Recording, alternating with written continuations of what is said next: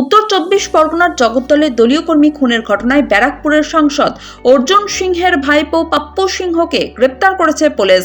বৃহস্পতিবার তাকে ব্যারাকপুর কমিশনারেটের গোয়েন্দা দপ্তর গ্রেপ্তার করে। ঘটনার পর থেকেই দলীয় কর্মী খুনে সাংসদ যোগের অভিযোগ তুলে আসছেন জগদ্দলের বিধায়ক সোমনাথ স্যাম। তিনি অভিযোগ করেন, ভিকি খুনের মূল চক্রী পাপ্পু। তার কথায়, পাপ্পু বলতো, কাকার কথা ছাড়া কোনো কাজ করি না। তাহলে কি এই খুনের পরোক্ষে অর্জুন সিংহ জড়িত? পাপ্পুর পরিবারের দাবি, তাকে অন্য একটি মামলায় জিজ্ঞাসাবাদের জন্য ডেকে পাঠিয়েছিল পুলিশ। এরপরই তাকে গ্রেপ্তার করা হয়। ঘটনার পরে পাপ্পুর আইনজীবীদের সঙ্গে পুলিশ আধিকারিকদের বচসাও বাঁধে। পরিস্থিতি সামাল দিতে বাড়তি পুলিশ মোতায়েন করা হয়। পাপ্পুর গ্রেপ্তারকে কেন্দ্র করে তৃণমূলের অন্দরে নতুন করে চাপানোতর শুরু হয়েছে। দলের একাংশ মনে করছে, এলাকায় অর্জুনের যে দাপট কমেছে, এই ঘটনায় তার প্রমাণ।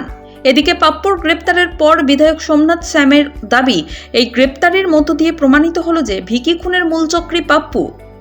অন্যদিকে সাংসদ অর্জুন সিংহের দাবি, মূল অভিযুক্ত পঙ্কজ ওরফে ইমরান জন্মদিনে সোমনাথের পাশে দাঁড়িয়ে কেক কাটছে, আর বিধায়ক নাম করছেন আমার ভাইপোর।